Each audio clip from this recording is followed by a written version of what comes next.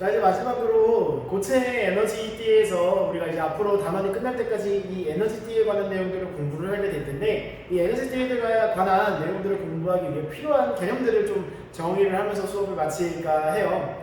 자, 이 그림입니다. 그 오른쪽 페이지에 있는 그림이고요. 여기를 보면 우리가 아까 방금 전에 얘기한 그 고체가 가질 수 있는 에너지 분포, 에너지 띠의 형태로 나타나는 이런 모양을 볼 수 있죠.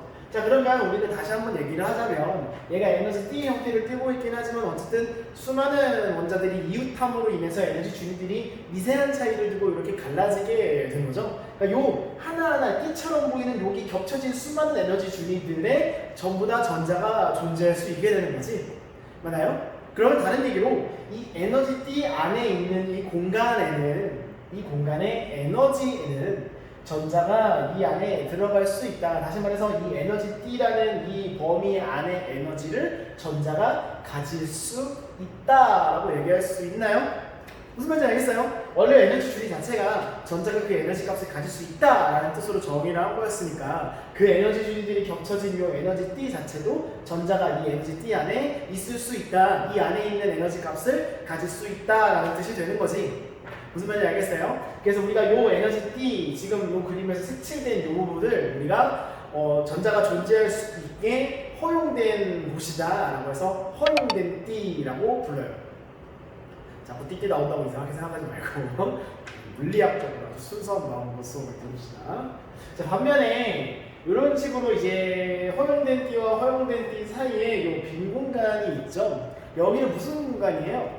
원래 에너지 주기 사이에 요 띄엄띄엄 있던 요 약간 띄어쓰기 같은 그런 공간과 마찬가지로 여기도 에너지 주기들이 막 겹쳐갖고 띠를 이뤘지만 그럼에도 불구하고 이게 띠들이 겹치지 못한 그런 부분이 되는 거지. 이 부분에 전자가 존재할 수 있겠어요? 없겠어요? 당연히 없겠죠. 에너지 주인들랑 비슷하게 생각하시면 됩니다. 어차피 이 에너지 띠도 에너지 주인들이 겹친 거고, 그렇다는 얘기는 여전히 빈 공간은 여전히 에너지 주인들이 존재하지 않는 공간이란 얘기예요. 다시 말해, 이 범위의 에너지를 전자는 결코 가질 수 없다라는 얘기가 되는 거지.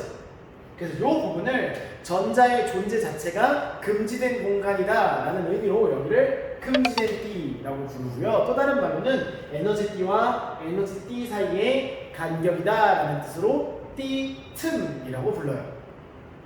너무 막 또 용어들이 쏟아져서 헷갈리죠? 자, 이 그림은 이렇게 치워놓고요. 이렇게 표를 하나 띄워줄게요.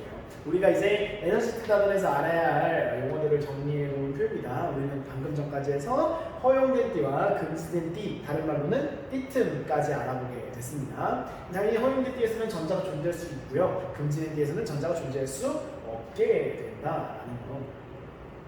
오케이. 자, 그래서 여러분 정리를 하자면 고체 내에 있는 전자들은 이 허용된 띠 안에 있는 에너지 값들만 그 에너지 값으로 가질 수가 있다라고도 설명할 수 있게 되는 거잖아요. 그래서 이제는 이 전자들이 실제로 에너지 띠 안에 이렇게 에너지 값을 가지고 위치에 있을 때의 경우를 한번 생각을 해볼게요. 그래서 그때 우리가 사용할 수 있는 용어를 한 두 가지 정도만 더 간단하게 살펴보도록 하겠습니다. 자, 요 상황을 살펴보기 앞서 한 가지 가정을 할 텐데요. 어떤 가정을 할 거냐면 지금 이 상황이 절대 영도에서 이루어지는 상황이라고 가정을 해봅시다. 절대 영도라는 말 기억나요? 잠깐 우리 연력학할 때 선생님이 요 온라인 클래스 할 때 뭐 섭씨, 화씨, 뭐 절대 온도다 이런 얘기 잠깐 비교하면서 얘기한 적이 있었죠. 그때 그 절대 온도가 0도일 때를 절대 영도라고 부른다. 다시 말해 우리가 과학적으로 존재할 수 있는 가장 낮은 온도다라는 거지. 온도가 낮다는 얘기는 그만큼 입자들이 가질 수 있는 에너지가 어떻다는 얘기겠어요? 그만큼 낮다는 얘기고, 절대 영도, 가장 낮은 온도의 환경이라는 얘기는 입자들이 가질 수 있는 에너지가 가장 최소의 에너지를 가진 상태가 바로 이 상태라고 얘기할 수 있는 거지. 그럼 당연히 전자가 요 에너지 띠 안에 들어와서 자리를 잡을 때 자리를 어디부터 잡으려고 하겠어요? 가장 에너지가 낮은, 가장 바닥인 상태부터 차곡차곡 에너지가 쌓아 올려져 나갈 거라고 예상할 수 있는 거지. 만약에 절대 온도가 아니라면 그렇지 않게 지멋대로 채워지는 전자들이 생길 수도 있는 거죠. 그래서 우리는 조금 더 상황을 간편하게 이해하기 위해서 우선은 절대 영도라는 상황을 가정을 한 거고요. 요 내용 설명이 다 끝나고 다음 시간에 설명할 어떤 전기전도성에 대한 설명도 전부 다 끝나게 되면 절대 온도가 아닌 환경에서는 우리가 어떤 식으로 사고를 해야 할지도 좀 간단하게 이야기해 주도록 할게요. 우선 지금은 절대 영도일 때. 자, 전자가 이제 이 에너지띠들을 채운다고 칩시다. 자리를 잡는다고 쳐봐요. 그럼 당연히 아까도 얘기했듯이 절대 영도이기 때문에 가장 어떤 에너지 상태부터 전자가 채워진다? 존재할 수 있는 가장 낮은, 가장 바닥인 에너지 상태부터 차곡차곡 채워져나가게 되겠지. 그 그림에서 가장 요게 지금 에너지띠의 가장 바닥이라고 취급을 하면, 가정을 하면 전자가 가장 낮은 에너지 상태부터 이렇게 자리를 잡기 시작하겠죠. 근데 고체의 원자가 정말 많은 만큼 전자도 수없이 많을 거 아니에요? 그럼 당연히 이거 하나가 아니라 계속 전자들이 자리를 잡으려고 하겠지? 근데 아까 우리가 좀 전에 수업에서 얘기했듯이 이 베타 원리라고 하는 것 때문에 동일한 에너지에 동일한 여러 개의 전자들이 존재할 수 없다. 동일한 에너지 상태에 여러 개의 전자가 존재할 수 없다 그랬죠? 당연히 전자가 이미 자리를 잡고 있으면 그거보다는 높은 에너지 주문이 자리를 잡으려고 할 테고, 이렇게 전자가 들어오면 들어올수록 차곡차곡 자리를 잡아나가게 되겠지. 그쵸? 근데 우리가 원자 안에 있는 전자가 무지 많다고는 하지만 그게 무한계는 아니잖아요. 개수가 정해져 있으니까 언젠가는 이게 다 채워지고 더 이상 마지막 전자가 채워지는 시간이 올 거란 말이야. 그럼 크게 두 가지 경우가 있겠죠? 어떤 특정 에너지띠를 채우다가 전자의 수가 끝나서 이렇게 딱 여기까지만 채워진 경우가 있을 수도 있고, 아니면 우연찮게 이 에너지띠를 전부 다 채운 경우도 있을 수도 있고, 뭐 그럴 수도 있겠죠. 그치? 이제 교재 이제 여러분들 오른쪽 페이지에 있는 그림을 보면 이런 그림이 있어요. 요거는 이제 우리가 처음 이해를 하는 거니까 좀 이상적인 상황으로 마지막 전자가 채워졌을 때 딱 에너지띠 하나가 전부 채워진 상황을 생각을 해보자고요. 그러니까 요 아래에 있는 에너지띠들은 전부 채워지는 거고, 요게 가장 위에 있는, 가장 들뜬 상태의 에너지띠인데 마지막 전자가 채워졌을 때 딱 요 꼭대기까지 채워진 경우를 상상을 해줍시다. 그러면 정확히 여기 있는 에너지띠까지는 전자가 가득 차 있는 거고, 요 위에 있는 에너지띠들은 비어있는 띠가 되는 거죠. 무슨 말인지 알겠어요? 자, 그때 우리는 명칭을 어떻게 정하게 되냐면, 요 전자가 차 있는 마지막 전자가 위치해 있는, 다 절대 용도라는 가정입니다. 마지막 전자가 위치해 있는 요 에너지띠를 우리는 원자가 띠라고 부릅니다. 여러분들 화학을 혹시 듣는 사람들은 알겠지만 이 단어가 익숙하겠죠? 무슨 뭐 원자가 전자다 이런 표현 쓰잖아요. 그때 그 원자가라는 거의 비슷한 뜻이라고 보면 돼요. 마지막 전자, 가장 외곽의 전자다 뭐 이런 뜻으로 사용하기도 하잖아요. 뭐 완전 정밀한 뜻은 아니지만 어쨌든 그런 의미로 쓰이잖아. 얘도 마찬가지로 가장 마지막 전자가 위치하고 있는 에너지 띠를 우리는 원자가 띠라고 부른다. 그러니까 다시 말해서 원자의 가장 바깥에 있는 전자가 자리 잡고 있는 에너지 띠를 우리는 원자가 띠라고 부른다. 만약에 덜 채워져 있어도 그 채워져 있는 그 전자가 위치한 그 에너지 띠를 원자가 띠라고 부른다고 생각하면 돼요.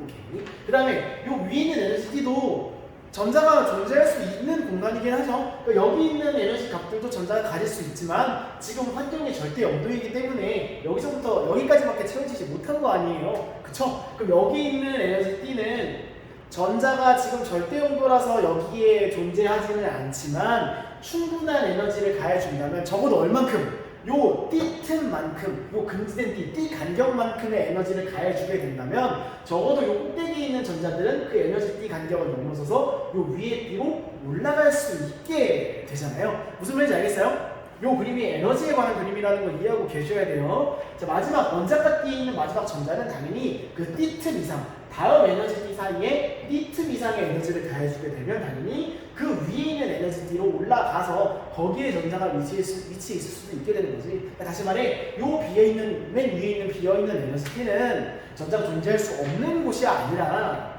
충분한 에너지가 가해지면 전자가 충분히 이 에너지 T에 존재할 수도 있지만 지금은 어떤 절대용도라는 가정에 의해서 비어있는 그런 곳이 되잖아요. 그런 T를 우리가 뭐라고 부르냐면 바로 전도띠라고 부르게 돼요. 그래서 보면은 원자가 T 바로 위에 있는 에너지 T다 뭐 이런 식으로 생각을 하면 되고요. 이름을 왜 전도로 붙이게 되냐면 전자가 이런 식으로 에너지를 얻어서 다음 단계 에너지 T로 올라가는 현상을 우리가 전도라고 불러요. 우리가 흔히 얘기할 때 뭐 전기가 전도된다 이런 표현 쓰잖아요. 그때의 전도랑 비슷한 뜻이라고 생각하면 되고요. 더 자세한 전도의 의미는 이제 다음 시간에 다루게 될 거예요. 자, 여러분들이 오늘 알아야 될 거는 이 원자가 T라고 하는 것의 정의, 그 다음에 이 전도띠라고 하는 것의 정의, 이런 그림이 주어졌을 때 어떤 게 원자가 T고 어떤 게 전도띠다라는 걸 구분할 수 있을 정도로 개념을 정밀하게 알고 있기만 하면 됩니다.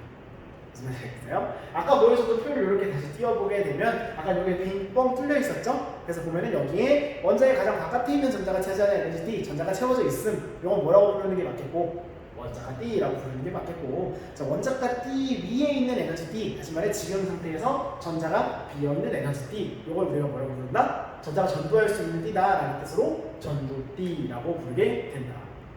점점 발음이 이상해지는데?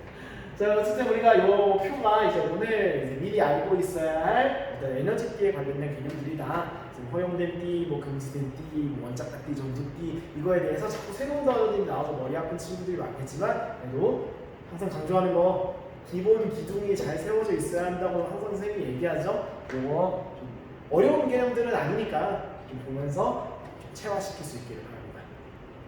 마무리하죠.